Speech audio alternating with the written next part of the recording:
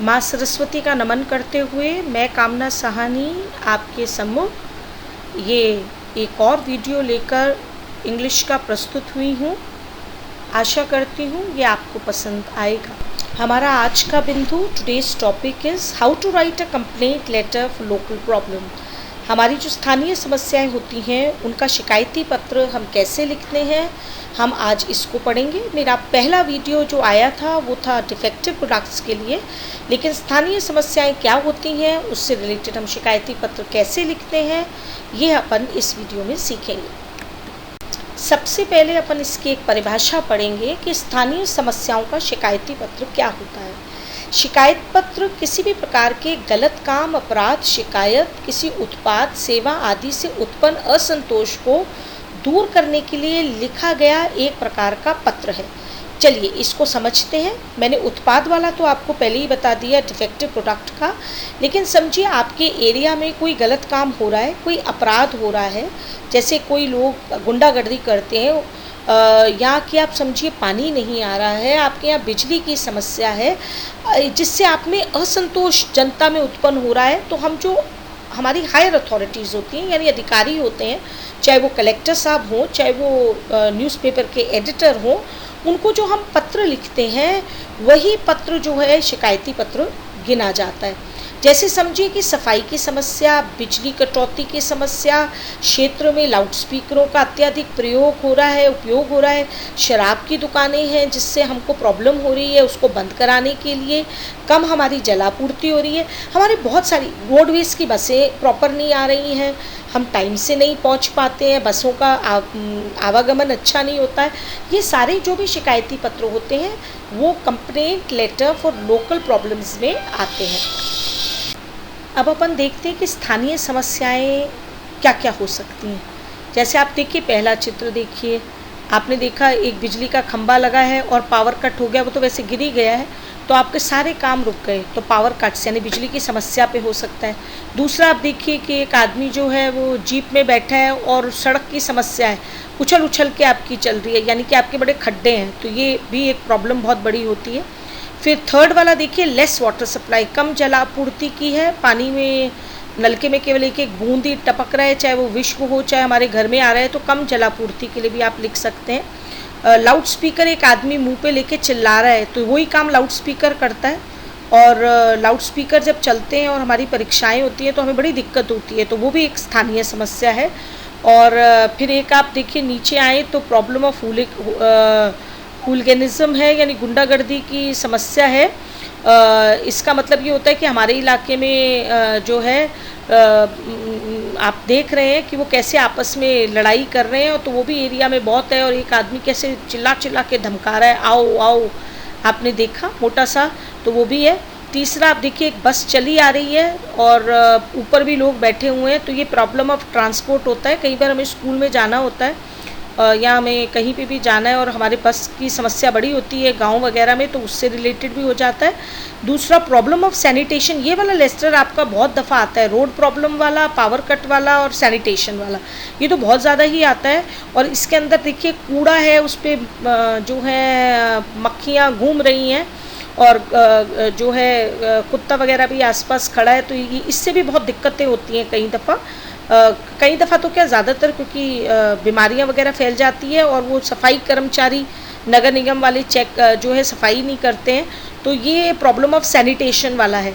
और फिर नेक्स्ट होता है, कई दफ़ा वाइन शॉप, अपने घर के पास शराब की दुकान खुली हुई है और उसको जो है बड़ी समस्या हो जाती है, क्योंकि कई दफ़ा वो झगड़ा करके बैठ जाते हैं, और स्कूल के पास हो तो समस्या ये होती है, लड़कियां जा रही हैं तो भद्दे वहाँ पर वो कमेंट्स करते हैं और लड़ते रहते हैं, तो उस एरिया में जो है गुजरना कई दफ़ा मुश्किल हो जाता है। तो शराब की दुकान की समस्या, ये हमारी लोकल प्रॉब्लम्स है और इनसे रिलेटेड हम शिकायती पत्र लिख सकते हैं। आगे अपन देखते हैं कि एक शिकायती पत्र अपन लिखते कैसे हैं, उसका फॉर्मेट क्या होता है। अब अपन format of the complaint letter for local problems लिखना चालू करेंगे। ये मिलते जुलता होता है, शिकायती पत्र जितने भी लिखते हैं उनका फॉर्मेट बेसिकली ऐसा ही होता है। तो अपन देखते हैं कि पहले इस प्रश्न का उत्तर हम देना कैसे शुरू करेंगे। सबसे पहले आप सबसे ऊपर डाल दीजिए कंप्लेंट लेटर। ये वैसे लेटर में के फॉर्मेट में तो नहीं है, लेकिन आप अगर प्रश्न लिख रहे हैं तो आप उसके ऊपर कंप्लेंट लेटर डाल दीजिए। उसके बाद आप सबसे पहले यहाँ पे सेंडर्स एड्रेस लिखेंगे। अब सेंडर्स एड्रेस क्या होता है? सेंडर्स एड्रेस का मतलब होता है भेजने वाले का पता। तो हम सबसे पहले इसके ऊपर भेजने वाले का पता लिख देते हैं। जैसे हम भेजने वाले का पता लिखते हैं उसके बाद हम इसके आगे डेट डालते हैं। डेट या जिसको कि हम दिनांक हिंदी में कहते हैं। और हम इसको कैसे डालेंगे? जैसे समझिए कि आपको अगर डालना है 30 मई 2020, तो आप इसके अंदर 30/5/2020 नहीं डाल के 30 लिख के महीने का जो आपका नाम है यानी मई, अप्रैल, जून जो भी है वो डालेंगे और फिर उसके बाद ईयर लिख देंगे। उसके बाद आप रिसीवर का पोस्ट और एड्रेस लिखेंगे। यानी अगर ये कंप्लेंट समझिए आप कलेक्टर को दे रहे हैं तो द कलेक्टर आ जाएगा, म्यूनसिपल कॉरपोरेशन के मेयर को दे रहे हैं तो मेयर आ जाएगा, चेयरमैन के नाम दे रहे हैं तो चेयरमैन के नाम आ जाएगा, एडिटर के नाम दे रहे हैं तो एडिटर, वो सब अपन को प्रश्न में मिलता है। तो पहले उनका पोस्ट लिखेंगे और उन्हीं के नीचे अपन जो है एड्रेस भी लिखेंगे। यानी जो प्राप्त करेगा हमारा लेटर जो हिंदी में आया कि हम उसका पद और पता लिखेंगे। इसके बाद अपन एक लाइन छोड़कर सब्जेक्ट लिखेंगे और सब्जेक्ट में अपन लिखेंगे कंप्लेन अबाउट। अब ये कुछ भी हो सकता है, electricity, power cuts, scarcity of water यानी पानी की कमी, बैड रोड्स, सैनिटेशन प्रॉब्लम यानी गंदगी की जो है, ट्रांसपोर्टेशन प्रॉब्लम, कोई भी प्रॉब्लम जो है वो आप कंप्लेंट से शुरू करेंगे, अबाउट करेंगे और पीछे उसके आप वो समस्या को लिख दीजिए। इसके बाद आप एक लाइन छोड़ेंगे और लिखेंगे सर या मैडम। ये लिखने के बाद आप जो है मेन बॉडी लिखेंगे। अब मेन बॉडी में फिर आपके जो है 3 पैराग्राफ्स आते हैं। पैरा 1 पहले आप लिखेंगे, फिर उसके बाद आप पैरा 2 लिखेंगे। अब पैरा 1 के अंदर ज़्यादातर आप अपना इंट्रोडक्शन देते हैं, यानी कि अपने बारे में बताते हैं और अब समस्या का इंट्रोडक्शन देते हैं। पैरा 1 हमेशा कहीं पर भी देखेंगे तो हर जगह पर आपको इंट्रोडक्शन से रिलेटेड होगा। पैरा 2 जो होता है वो इसलिए इम्पॉर्टेंट होता है क्योंकि पैरा 2 के अंदर जो है आप हमेशा ये लिखते हैं पैरा 2 के अंदर कि आपकी समस्या क्या है और उसको विस्तारपूर्वक आप पैरा 2 में समझाते हैं। तो यानी इनमें ज़्यादा सेंटेंसेस बनते हैं और इसी में फिर पैरा 3 जब हम लिखते हैं तो वो एंड करते हैं, जिसमें अपन जो है लाइनें इस वाले शिकायती पत्र में तो आप याद कर लें कि आप क्या करना चाहते हैं। और ज़्यादातर अपन लिखते हैं kindly look into the matter and do the needful. ये लाइन एक रटी हुई होती है, आप इस समस्या में देखें और आप जो कार्रवाई करनी है वो इसके लिए करें। तो उसके बाद फिर आप थैंकिंग यू कर देते हैं, उसके बाद योर्स फेथफुली आ जाता है और आप अपने नीचे नाम लिख देते हैं। तो एक कंप्लेंट फॉर्मेट, मैंने हमेशा कहा है फॉर्मेट ऑफ अ लेटर हमेशा आपका क्लियर होना चाहिए, क्योंकि अगर आपका फॉर्मेट क्लियर है तो आपको बहुत सारे नंबर फॉर्मेट के कारण भी मिलते हैं। और अगर आपने कहा फॉल्टी फॉर्मेट है तो आप नहीं, आपको नंबर के चांसेस जो है आपके नंबर कट जाते हैं। चलिए अपन पढ़ते हैं आगे कि इसको हम कैसे लिखेंगे। अब चलिए अपन देखते हैं कि मेन बॉडी, जैसे मैंने आपको कंप्लेंट लेटर की कही थी कि फॉर्मेट तो हमें याद हो जाता है, लेकिन main body of the complaint letter में 3 पैराग्राफ्स होते हैं और पैराग्राफ 1, 2 और 3 ज़्यादातर लेटर्स में हम 3 पैराग्राफ्स बनाते हैं। तो पैरा 1 में क्या होता है? पैरा 1 में होता है introduction of self and problem. अब इसके अंदर अपना स्वयं का भी अपन परिचय देते हैं और समस्या का भी परिचय देते हैं। बहुत सरल है। आप सबसे पहले इसमें शुरुआत करें आई एम अ रेजिडेंट ऑफ, आप इसमें डालें आई एम अ नेटिव ऑफ या रेजिडेंस ऑफ, और जो आपने सेल्फ एड्रेस, सेंडर्स एड्रेस लिख रखा है ऊपर, वो बिल्कुल पीछे इसके कॉपी कर लें।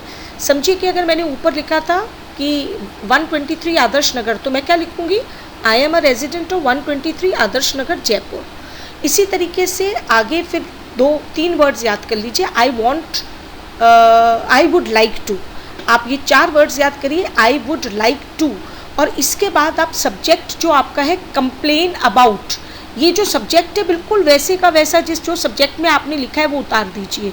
केवल कंप्लेंट जहाँ लिखा होता है उसका टी हटा दीजिए और पूरी का पूरा वैसे का वैसा ही सब्जेक्ट आप उतार दीजिए, जो ज़्यादातर हमको प्रश्न से मिल जाता है। फिर सेकंड पैराग्राफ में आते हैं, हम प्रॉब्लम का एक्सप्लेनेशन देते हैं। अब विस्तार पूर्वक वर्णन होता है। समझिए कि अगर मैं आपको एग्जांपल देती हूँ कि पावर का कट होता है, इलेक्ट्रिसिटी कम आती है, नंबर 1। नंबर 2, समझिए कि लाउड स्पीकर बहुत होता है। तो कॉमन है ये तो प्रॉब्लम, और ये प्रॉब्लम में क्या आप लिख सकते हो, जैसे अपन लिख सकते हैं वी कैन नॉट स्टडी और रेस्ट।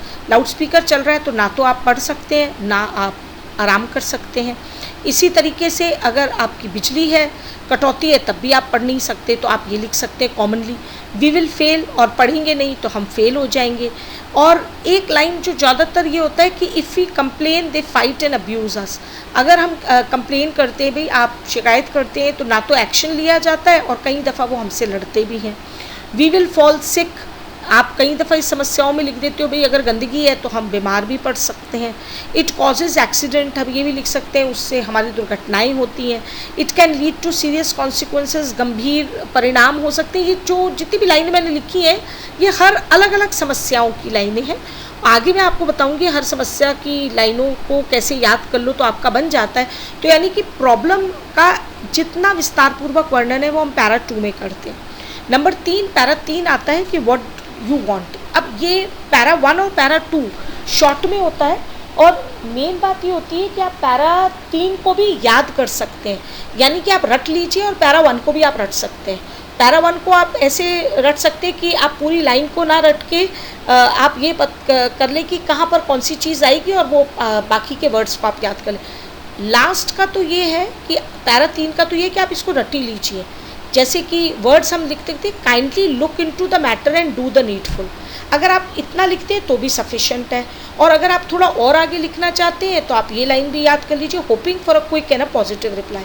अब इसका अर्थ क्या होता है, kindly look into the matter, इस मामले में आप छानबीन करें, एंड डू द नीडफुल, और जो भी चीज़ आवश्यक है उसको करें। और hoping for a quick and a positive reply, इसका अर्थ ये है कि हम आशा करते हैं कि आप जल्दी और एक सकारात्मक उत्तर हमको इसमें देंगे। तो आप एक लाइन भी लिख सकते हैं और आप दोनों लाइनें भी लिख सकते हैं। चलिए अपन आगे देखते हैं कि अपन एक लेटर बनाकर देखते हैं कि कैसे बनता है लेटर। जैसा मैंने अभी कहा आपसे कि चलिए अब हम शिकायती पत्र को लिखते हैं, टाइम वेस्ट नहीं करते, चलिए अपन देखते हैं। एक मैंने प्रश्न लिया है, you are Suman Suresh of 45 Adarsh Nagar Jaipur. आप सुमन या सुरेश हैं 45 आदर्श नगर जयपुर के। मैंने रेखांकित जो कर रखी हैं चीज़ें उन पर ध्यान दीजिएगा, क्योंकि यही हमारे लेटर में लिखी जाएंगी। तो यानी कि हमको सेंडर्स एड्रेस मिल गया 45 Adarsh Nagar Jaipur. Write a letter to the collector of your district, आपको कलेक्टर साहब के नाम चिट्ठी लिखनी है। Complaining about the irregular supply of electricity in your town, आपके यहाँ पे इरेगुलर है सप्लाई इलेक्ट्रिसिटी की, बिजली की, उसके लिए करना है। चलिए अपन पहले इसमें से निकालते हैं कि हमको कौन कौन सी चीज़ें मिल सकती हैं और हम कैसे लिख सकते हैं। बहुत कुछ पैरा 1 मिल गया, बहुत कुछ पैरा 2 मिल गया, और बहुत कुछ और भी मिल गया फॉर्मेट का। चलिए सबसे पहले अपन को सेंडर्स नेम और भेजने वाले का नाम देखना है। तो जो योर्स फेथफुली के नीचे आएगा इसमें 2 नाम हैं, सुमन और सुरेश, वो मैंने ले लिया। और सुमन और सुरेश जो आपके नाम आए हैं उनमें से एक नाम आपको लिखना है केवल। उसके बाद अपन लिखेंगे कि हमको सेंडर्स का जो एड्रेस है, यानी जो भेजने वाला एड्रेस है वो कौन सा है। तो आप सबसे पहले देखिए सुमन और सुरेश के पीछे भेजने वाले का एड्रेस लिखा हुआ है, और भेजने वाले का जो पता है वो क्या है, 45 आदर्श नगर जयपुर। तो ये हमारा आ गया अपना सेंडर्स एड्रेस। अब अपन को पत्र किसको लिखना है ये आएगा, तो यानी कि हमारे पत्र को रिसीव कौन करेगा। तो receiver's address and receiver's post also, जो हमको यहाँ पर मिला है, यानी कि अगर हिंदी करें तो प्राप्त करने वाले का पता। तो प्राप्त करने वाले का पता ये है कि हमने कलेक्टर साहब के नाम लिखा, और इन्होंने ये कहा द कलेक्टर, तो ये तो मैंने प्रश्न में से उठा लिया। इसमें तो ऑफ योर डिस्ट्रिक्ट, तो मैंने डिस्ट्रिक्ट को उठाया, और डिस्ट्रिक्ट के आगे मैं लिखूंगी जयपुर, डिस्ट्रिक्ट जयपुर, और नीचे हम लिखेंगे वापस से जयपुर, यानी कि जयपुर के जिला अधिकारी को अपन को ये पत्र लिखना है। उसके बाद मेरी प्रॉब्लम क्या है ये भी मुझे मालूम होना चाहिए, जिससे मुझे सब्जेक्ट मिलेगा। तो हमको कहाँ से मिलता है, जहाँ से कंप्लेनिंग वर्ड होता है। कंप्लेनिंग में ING हटा के हम उसके पीछे T लगा देते हैं, हमारा सब्जेक्ट भी बन जाएगा और हमारे को प्रॉब्लम भी पता चल जाएगी, और हमारा फर्स्ट पैराग्राफ भी इसके आधार पर बनेगा। तो समस्या क्या है, complaining about the irregular supply of electricity in your town, ये जो है हमारी है। तो आप देखेंगे कि प्रॉब्लम, समस्या क्या है, complaining about the irregular supply of electricity in your town की जगह हो जाएगा इन जयपुर सिटी। ठीक है, ये करने के बाद आप जो है कहेंगे व्हाट यू वांट, आप क्या चाहते हैं, जिससे आपका पैरा 3rd बनता है, और वो ये है कि kindly look into the matter and do the needful and hoping for a quick and a positive reply. मैंने आपसे कहा इन दोनों लाइनों को भी याद कर सकते हैं और एक लाइन को भी याद करके आप पैरा 3 का निर्माण कर सकते हैं। चलिए ये वाला ही प्रश्न अपन ने पहले करा था। You are Suman Suresh of 45 Adarsh Nagar Jaipur write a letter to the collector of your district complaining about the irregular supply of electricity in your town. ध्यानपूर्वक देखिएगा, मैं रेखांकित किए हुई चीज़ों पर आप ध्यान दे दीजिए और जो अलग कलर की है क्योंकि अपन यहीं पे उसका इस्तेमाल करेंगे। सबसे पहले अपन ने ऊपर लिखा पता, तो मैंने लिखा 45 आदर्श नगर जयपुर, ये मेरा बन गया सेंडर्स एड्रेस। इसके बाद मैं लिखूँगी डेट मैंने लिखी जैसे 5 जून 2020। ये जो मैंने डेट लिखी है वापस से ध्यान दीजिए, मैंने 5/6/2020 ना लिखी, 5 जून 2020 लिखी। इसके बाद मैंने जिनके नाम लिखना है तो मैंने पहले पद लिखा द कलेक्टर, फिर मैंने लिखा कौन सी जगह के कलेक्टर है तो मैंने लिखा डिस्ट्रिक्ट जयपुर, और उसके बाद मैंने पुनः नीचे लिख दिया जयपुर। तो ये मेरा पता खत्म हो गया। अब मैं क्या लिखूँगी, सब्जेक्ट। तो मैंने सब्जेक्ट लिया। अब सब्जेक्ट मैंने आपसे कहा था कंप्लेनिंग वर्ड से आप उठा लीजिए। कंप्लेनिंग का मैंने ING हटा दिया और केवल लिख दिया कंप्लेन, और पूरी की पूरी लाइन मैंने नेक्स्ट तक कर दी। मैं आदर्श नगर में रहती हूँ इसलिए मैंने लिखा complain about irregular supply of electricity in Adarsh Nagar. मैंने बिल्कुल सेम टू सेम लिखा। अब देखिएगा मैंने लिखा सर। अब मैं नेक्स्ट लाइन जो पैरा 1 की बनाऊंगी, बहुत सरल है बनाने का तरीका, आप देखेंगे इसको ध्यानपूर्वक कि कैसे बना रहे हैं अपन। इससे पहले जब मैंने करा तो मैंने शुरुआत करी आई एम अ रेजिडेंट ऑफ, ये केवल 4-3 वर्ड से चालू करें। आप लिखें आई एम अ रेजिडेंट ऑफ, या आप लिखें आई एम अ नेटिव ऑफ, और पूरा जो ऊपर आपका सेंडर्स एड्रेस था 45 आदर्श नगर जयपुर वो मैंने कॉपी कर दिया। तो यानी इसमें ज़्यादा आप ये करें कि आप इसी प्रश्न में से कॉपी करते जाएं। अब मैं फिर कहूँगी आपको 3 वर्ड्स याद रखिए। पहले वाले पार्ट 1 में भी मैंने कंप्लेंट लेटर में सिखाया था आई वुड लाइक टू, तो आपने ये लिखा आई वुड लाइक टू। ये करते इसके पीछे आप सब्जेक्ट लगा दीजिए, पूरा सब्जेक्ट लगा दीजिए, केवल टी हटा दीजिए कंप्लेंट के पीछे से और आप कर दीजिए I would like to complain about irregular supply of electricity in Adarsh Nagar. अब देखिए मेरे को लेटर बड़ा बनाना है और मैंने इन्हीं शब्दों को बार बार यूज़ कर बना दिया। ठीक है, अब मैं जब मेन पैरा लिखूंगी तब भी आप देखिएगा कि मैं इसी लाइन को बदलकर कैसे लिखती हूँ और करते हैं। अब यहाँ पर मैं पावर कटआउट के लिए लिख रही हूँ, तो मैंने ये कह दिया कि इन आदर्श नगर लोकेलिटी। ये करने के बाद आप लोकेलिटी लिखे ना लिखे चलेगा, आप आदर्श नगर तक भी कर सकते हैं। अब पैरा 2 मेरा चालू होता है, इसमें मैंने लिखा पहला द इलेक्ट्रिसिटी इरेगुलर है, तो मैंने उसको अब कैसे करा, the electricity is not regular, यानी इरेगुलर का ही वर्ड ये ले लिया, तो पहली लाइन तो मेरी ऐसे ही बन गई। फिर मैंने लिखा there is power cut for 5 to 8 hours 6 hours, यानी कि इसके अंदर मैंने जो लाइन लगाई वो ये लगाई कि यहाँ पे पावर कट 5 से 6 घंटे चलता है। तो अब हमको क्या समस्या होती है, अब कैनॉट का वर्ड यूज़ कर लीजिए, वी कैनॉट रेस्ट, हम आराम नहीं कर सकते। फिर मैंने उसी वर्ड को पकड़ा, मैंने लिखा वी कैनॉट स्लीप। फिर मैंने लिखा वी कैनॉट स्टडी, तो ये एक ही वर्ड वी कैनॉट का पकड़ा, रेस्ट करा, स्लीप करा, स्टडी करा। फिर मैंने लिखा main problem, are exams are near, हमारे जो है एग्ज़ाम बहुत पास हैं, वी विल फेल। तो आप ये इतने छोटे छोटे वर्ड्स और इतने छोटे छोटे सेंटेंसेस बनाएं। अब जैसे कि मैंने पूरा सेंटेंस बनाया I will fail because of long hours of cutout, आप इसको यहाँ तक भी ख़त्म कर सकते हैं वी विल फेल, आप क्योंकि पावर कट के बारे में आप पहले ही बता चुके हैं। अगर आप लाइन को बड़ा करना चाहते हैं तो कर सकते हैं। फिर उसके बाद एक लाइन मैंने हमेशा का हर लेटर में आप डालिए, कोई भी कंप्लेंट लेटर है कि साहब हम आपको कंप्लेन तो बहुत बार कर चुके हैं लेकिन उन्होंने कभी आज तक एक्शन नहीं लिया, क्योंकि इसी से जो है प्रॉब्लम अपनी सॉल्व होती है। तभी अपने कलेक्टर साहब को लिखा है, तो अपने कहा if we complain no action is taken, ये लाइन भी आप रट लीजिए, यानी पहले समस्या के बारे में करें। अब देखिए मैंने बहुत सारे सेंटेंसेस बनाए, आप इसमें से 2-3 सेंटेंसेस हटा भी सकते हैं, जैसे we cannot rest, we cannot study, आप वी कैनॉट स्लीप को हटा दीजिए क्योंकि रेस्ट जैसा ही हो जाता है, और लिखना चाहते हैं आप लिख लीजिए। इसी तरीके से वी विल फेल, आपको ये लिखने की ज़रूरत नहीं है because of long hours of power cuts, आप आपको याद होता है तो आप लिख लीजिए, नहीं तो आप छोटे छोटे सेंटेंसेस बना के करें। अब जब आपने पूरी समस्या लिख ली तो आपका आता है पैराग्राफ 3, और आप ध्यान रखिएगा मैंने पैराग्राफ तीनों अलग अलग तरीके से लिखे। अब इसके अंदर ये रट लीजिए, ये लाइन को बिल्कुल रट लीजिए, याद कर लीजिए, प्लीज़ याद कर लीजिए, कहीं आपको प्रॉब्लम नहीं आएगी। लास्ट पैराग्राफ में लिखिए kindly look into the matter and do the needful, hoping for a quick and a positive reply. अब आप इसकी एक लाइन लिखिए या इसमें 2 लाइन लिखिए, आपकी इच्छा है, आप दोनों में से एक लिख सकते हैं, दोनों भी लिख सकते हैं। उसके बाद आपका लेटर ख़त्म, थैंकिंग यू लगाया, कॉमा लगाया, योर्स फेथफुली लगाया आपने, और उसके बाद आपने सुमन या सुरेश में से केवल एक नाम लिखा, और आपका इसी प्रश्न में से आपने बनाया। छोटे छोटे सेंटेंसेस बनाइए, कभी गलती नहीं होगी आपकी, और आप बहुत अच्छा कंप्लेंट लेटर जो है वो बना के आएंगे। और अगर आप इस तरीके का कंप्लेंट लेटर लिख कर आते हैं, 7 नंबर का आता है, definitely you are going to get 7 out of 7। मैं हर वीडियो में आपको कुछ ऐसी लाइंस बताती हूँ जो आप लाइन अगर याद कर लें तो आपका जो है लेटर अच्छी तरह से बन जाता है। तो देखिए इसमें क्या है कि ये लेटर कई दफ़ा अपन एडिटर्स के नाम भी लिखते हैं ना, समस्या होती है। एडिटर कौन होते हैं? संपादक, जो न्यूज़पेपर के होते हैं।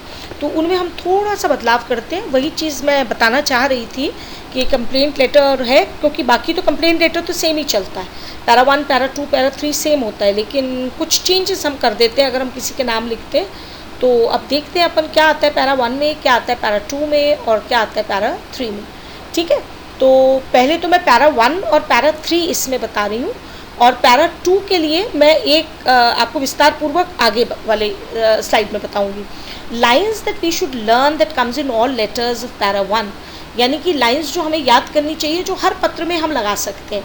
पहली बात मैंने आपको पहले ही बताया था, I am a resident of, senders का एड्रेस ऊपर से पूरा लिख दें। जैसे अपन ने लिखा था I am a residence of 45 Adarsh नगर, तो आपको ये लाइनें याद करनी है, केवल word I am a resident of और पूरा सेंडर्स एड्रेस इसके पीछे कर दें। फिर नेक्स्ट लाइन जो आप बनाते हैं वो भी बहुत सरल है, आई वुड लाइक टू करके, और मैंने कहती हूँ सब्जेक्ट लिख दें अबाउट से। आप पूरा I would like to complain against जो लिखा होता है या कंप्लेंट अबाउट लिखा होता है, आप पूरा वो का वही उतार के लिखते हैं, और पूरा का पूरा आप जो है इसके पीछे लाइन लिख दें।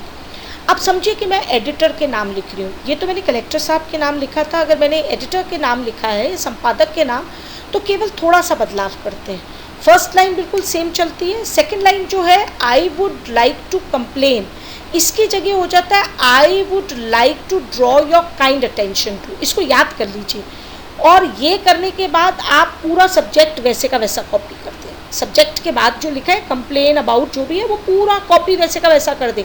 तो यानी कि अगर आप किसी और को लिख रहे हैं तो केवल आई वुड लाइक टू करें, और अगर आप एडिटर साहब को लिख रहे हैं तो आपको लिखना है I would like to draw your kind attention to, ये लिखकर आप कर दें। और पैरा 3 की लाइनें मैं बार बार कह रही हूँ, आप याद कर लीजिए, जो पर्पल वाले में मैं दिखा रही हूँ, kindly look into the matter and do the needful, hoping for a quick and a positive reply. चाहे दोनों लाइनें याद करिए, चाहे एक लाइन याद करिए, इसको अच्छी तरह से रख लीजिए। अब मैं आपको तैयारी कराऊंगी पैरा 2 में कुछ टॉपिक्स पर, कौन कौन सी लाइनें आप याद कर लीजिए। तो आपका पेपर में से यही आते हैं घुमा फिरा के, तो आप जो है इनका यूज़ करके आप अपने कंप्लेंट लेटर को बना सकते हैं। अब अपन फ्यू लाइंस पढ़ लेते हैं जो हम डिफरेंट प्रॉब्लम्स के लिए कर सकते हैं। समझिए कि मुझे ban on the use of loud speaker करना है, या हमको इलेक्ट्रिसिटी के लिए भी करना है, तो हम कौन सी चीज़ें लिख सकते हैं? जैसे आप लिख सकते हैं, मैंने कहा था we can not sleep study, people can not rest, people and sleep, लोग आराम नहीं कर सकते, सो नहीं सकते, पावर कट हो जाता है, या लाउड स्पीकर बहुत तेज़ बोलता है, there is a lot of noise pollution, वहाँ पे बहुत ज़्यादा ध्वनि प्रदूषण हो जाता है, our board exams are near, we will fail in our exams.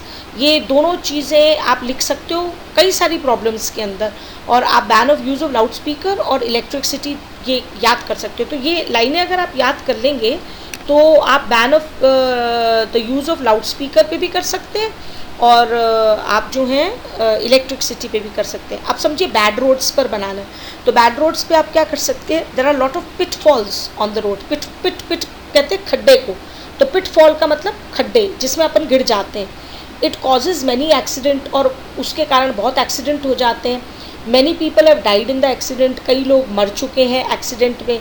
Water is collected in it, water collect का मतलब इकट्ठा हो जाता है, वाटर कलेक्टेड इन इट का मतलब पिट्स में, और मस्किटोज ब्रीड इन इट, यहाँ पर ये मच्छर जो हैं वो पैदा हो जाते हैं, ब्रीड का मतलब होता है पैदा होना, वो पैदा हो जाते हैं। तो ये चीज़ें आप जब लिखते हैं तो ये आप मस्किटोज ब्रीड वाला जो मैंने लिखा है, पानी इकट्ठा हो रहा है, ये आप सैनिटेशन गंदगी में भी लिख सकते हो और ड्रेनेज प्रॉब्लम में भी लिख सकते हो। अब अपन आते हैं तीसरा, वाटर सप्लाई। वाटर सप्लाई का मतलब होता है कि पानी की आपूर्ति कम है, तो अपन क्या लिखेंगे, there is very less supply of water, बहुत कम आता है पानी। इट इज़ नॉट रेगुलर, यही वही लाइन, इरेगुलर है तो रेगुलर नहीं है। It comes for only 5 to 20 minutes, केवल 15-20 मिनट आता है। अपन इलेक्ट्रिसिटी में लिखा था it comes for power cut is for 5-6 hours, यहाँ पे मैंने कहा 15-20 मिनट पानी आता है। The pressure is also very low, अब यही होता है प्रॉब्लम कि 15-20 मिनट आता है, फिर प्रेशर भी कम होता है। We have to buy tankers every week, और हर सप्ताह हमें जो है टैंकर्स लेने होते हैं। ध्यान रखिए मैंने वीक के स्पेलिंग WEEK लिखा है, नॉर्मली बच्चे क्या करते हैं WEAK कर देते हैं, एक का मतलब तो कमज़ोर हो जाता है। तो आप अपनी स्पेलिंग्स पर भी ध्यान दीजिए, और इन लाइनों को कुछ को रट लेंगे तो आप बहुत सारे शिकायती पत्र बना सकते हैं। अब एक लास्ट वाला करते हैं, सैनिटेशन और ड्रेनेज प्रॉब्लम। ठीक है, मैंने 4 ब्लॉक्स बनाए, वैसे देखते जाएं। There is no regular cleaning in the area. Sanitation का मतलब होता है गंदगी, सफाई नहीं होती उस जगह, तो हमारे को। और ड्रेनेज प्रॉब्लम होती है कि अगर सफाई नहीं होती तो नाले साफ़ नहीं होते और नालियाँ साफ़ नहीं होती कॉलोनीज़ की। तो हमने कहा पहला लाइन लिखी, there is no regular cleaning in the area, पूरे एरिया में कोई रेगुलर क्लीन नहीं करता। गार्बेज किसको कहते हैं, कचरे को। Garbage is lying here and there, कचरा यहाँ वहाँ पड़ा रहता है। Mosquitoes and flies breed on it, अगर कचरा यहाँ वहाँ पड़ा होगा तो 2 ही लोग यहाँ सबसे ज़्यादा होंगे, एक तो वहाँ पर मस्किटोज मच्छर, और वहाँ पर जो है मक्खियाँ। पीपल आर फॉलिंग सिक, और जहाँ पर ये दोनों प्रॉब्लम होगी, मलेरिया फैलता है, कॉलरा फैलता है, हैज़ा जिसको हम कहते हैं। तो उन्होंने कहा पीपल जो हैं वो बहुत बीमार पड़ रहे हैं। ड्रेन्स आर ब्लॉक, और क्योंकि नहीं होता तो सफाई नहीं होती, इस कारण से नालियाँ भी वो हैं। अब एंड इसका वैसे ही करेंगे अपन, kindly look into the matter, और ऊपर लिखा, नीचे ये लाइनें पैरा 2 की लिखी हैं, तो अपना पूरा शिकायती पत्र बहुत अच्छी तरीके से तैयार हो जाएगा। और मैंने आपको 4 टॉपिक्स पर कुछ लाइनें लिख कर दी हैं, तो आप जो है इन्हें याद कर लें तो आपका शिकायती पत्र आसानी से बन जाएगा। Lines we can use in all the letters. अब नीले वाला पोर्शन जो नीचे वाला है, जो हम हर पत्र में लिख सकते हैं, वो क्या है, even if we complain no action is taken.